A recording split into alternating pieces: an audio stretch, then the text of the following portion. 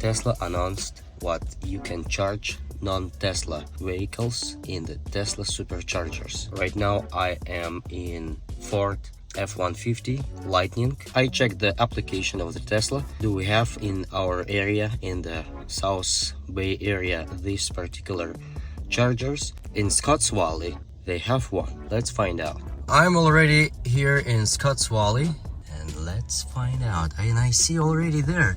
Yeah, let's try to use it. Magic dock, guys.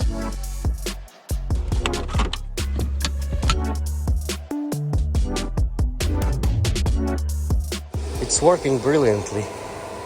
Amazing. Close 3 parking spots just to have access, easy access to the Tesla Supercharger like that. And it's charging.